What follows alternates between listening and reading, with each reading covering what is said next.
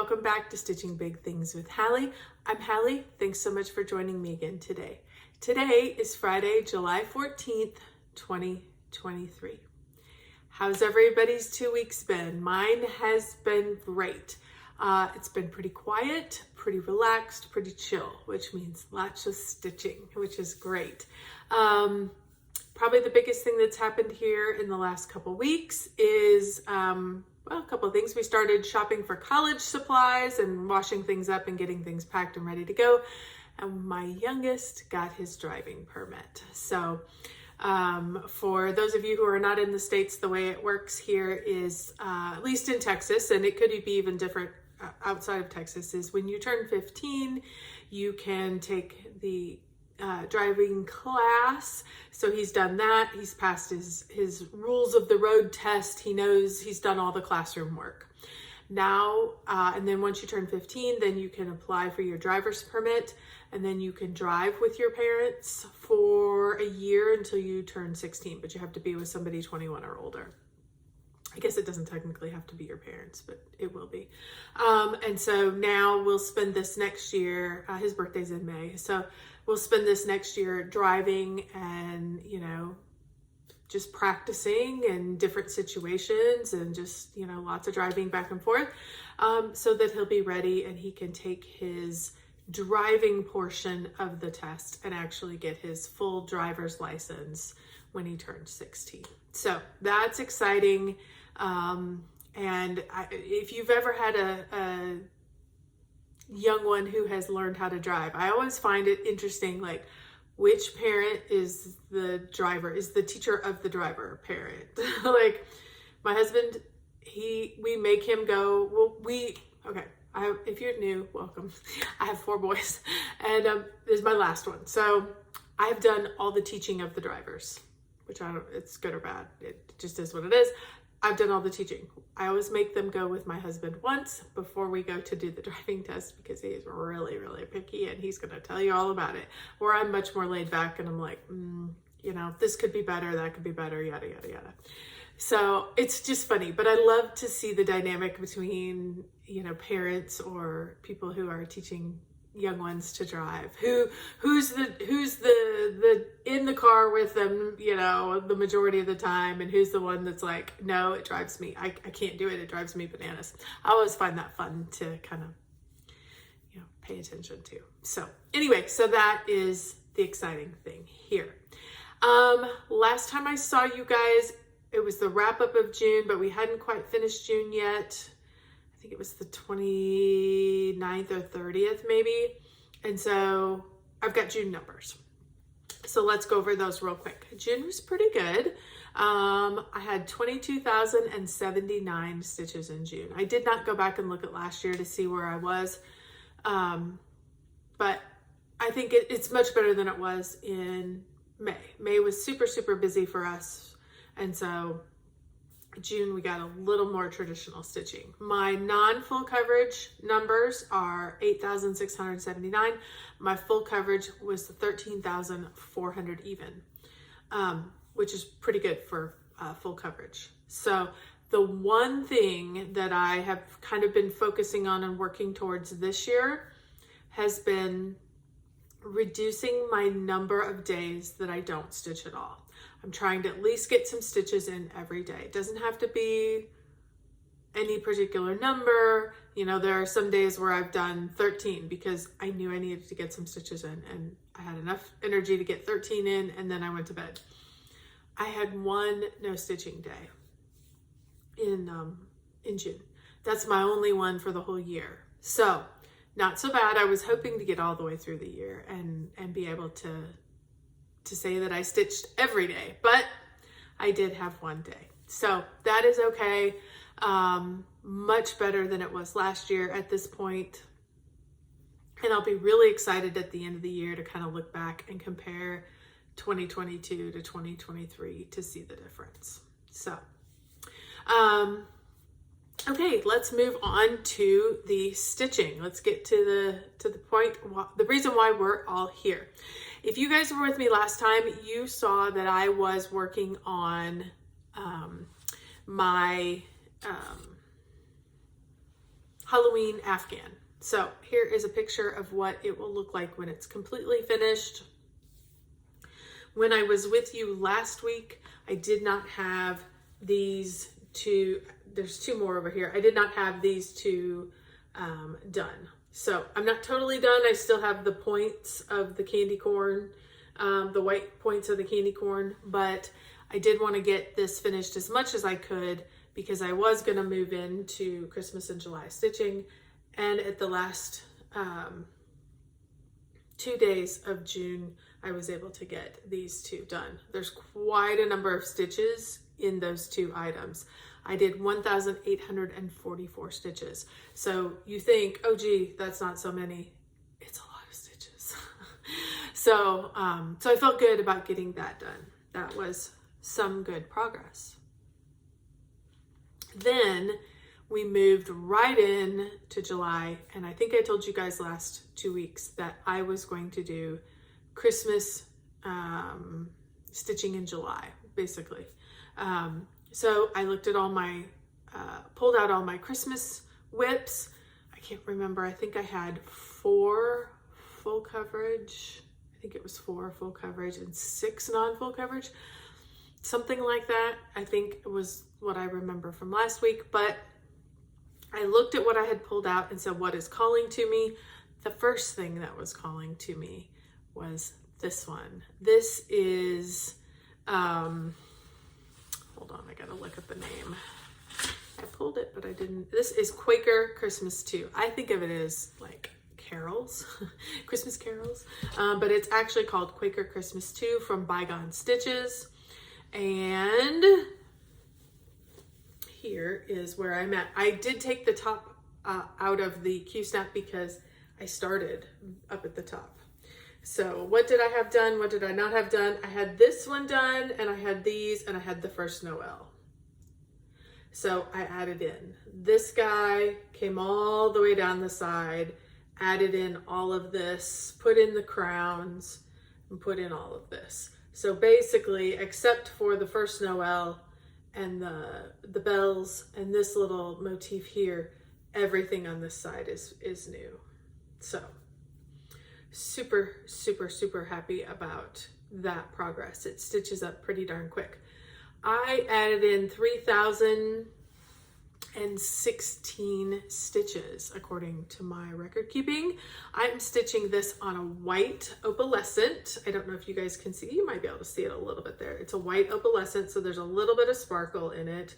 I am stitching this 2/2 with classic Colorworks ribbon red, which I love. It's that real fun Christmas red. And then I am also using Gentle Arts Blue Spruce.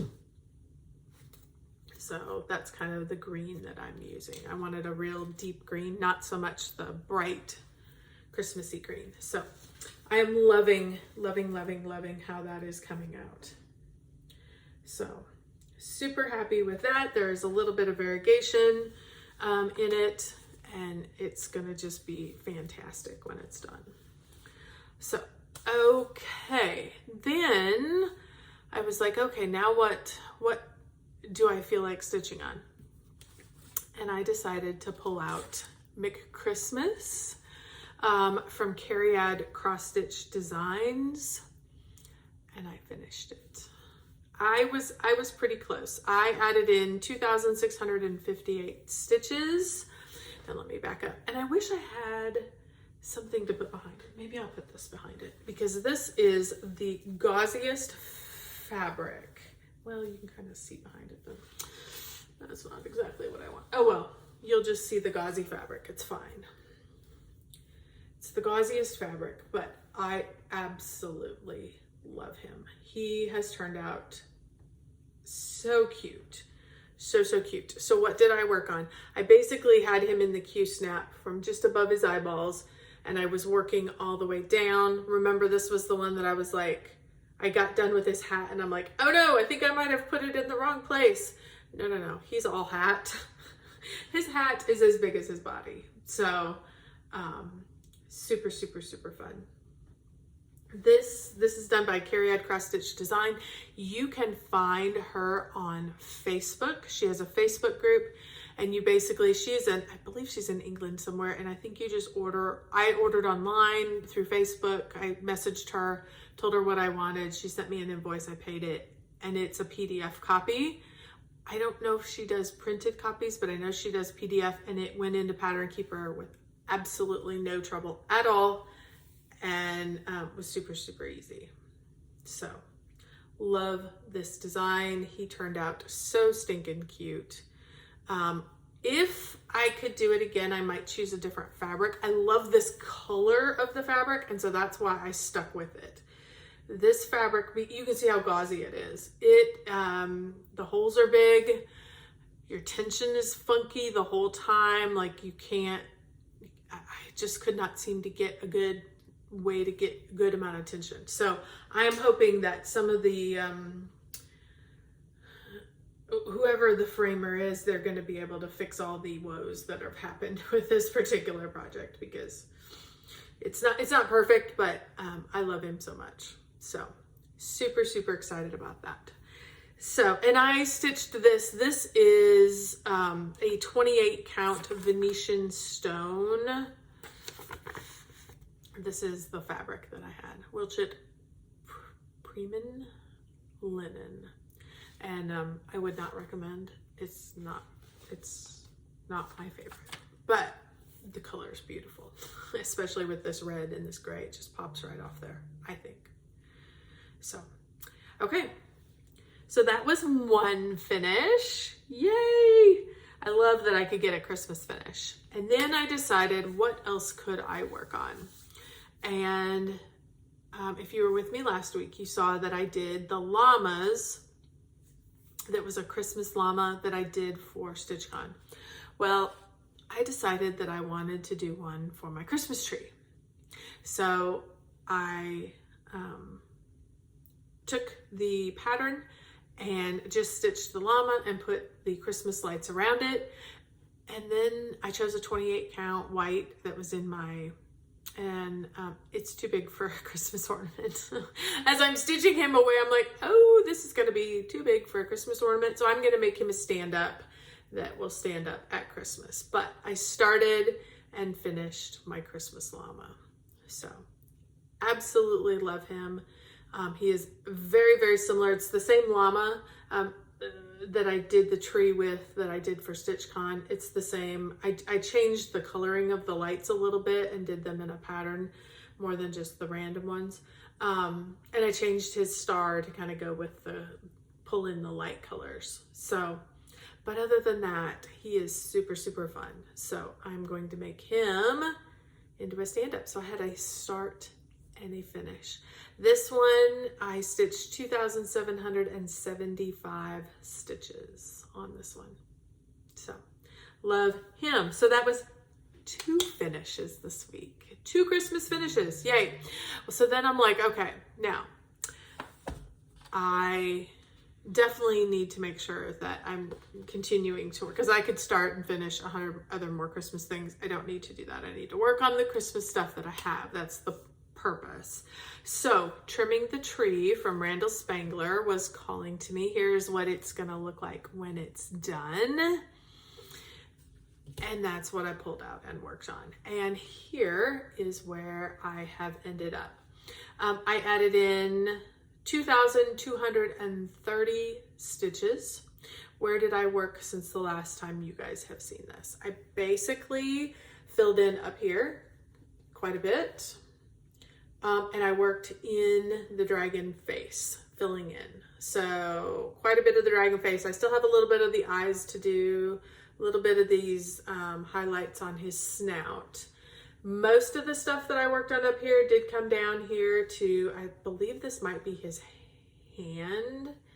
And then a lot of it worked into the hook and this ornament as well. So a lot of the same colors that are in his eye were able to come over and do this. I did get a little bit of this down here filled in as well. So I kind of worked all over on this side and kind of working towards the bottom so I could get as much of this done before I shift over in the Q-snap.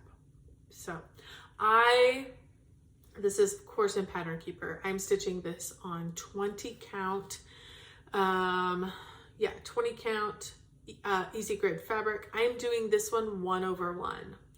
So, and there's a little bit of show through. It could have been done on 2/2, but I decided to try on 20 count to do the 1/1, and I'm not unhappy with it. When you get back from it, I'm not unhappy with it at all. So that is what I have worked on for my Christmas in July projects so far. The biggest problem I've had is I think I'm spending too long on each project. Once you get going, I tell you, particularly for these that I haven't stitched on yet this year, once I got going, I don't want to stop. And as you can see, I'm getting 2,000 and 3,000 stitches into each one. So Christmas in July may roll over into Christmas in August a little bit too, just so I make sure that I can get all of my projects worked on, because there's a reason why we love them. And it's great that every time I pull one new one out, I just want to keep stitching on it. I don't want to stop. That makes me know that, okay, this is a good project. I love it. Just keep stitching. Just be patient. So, okay. So that is, that's it so far for this week. Like I said, it's been a pretty darn good week of stitching. So let's get to the giveaways. If you guys were with me last week, you watched all the way through, you know that I finished Hometown Holiday series. And we were going to do the giveaway of all of those little packets. I'm going to send that. And the winner of that, I did the random comment picker on my phone before we started the video. And the winner of that was Denise Gray. So I will make sure I attach a comment to her comment. So congratulations, Denise. You are going to love that series. Then I did 2 giveaways. I did one in the middle of the video that was for the word friend, and the winner of that one is Alexandra Merritt. I think that's how you say it. I'm sorry if I misspoke your name, Alexandra, but I will make sure I attach a comment.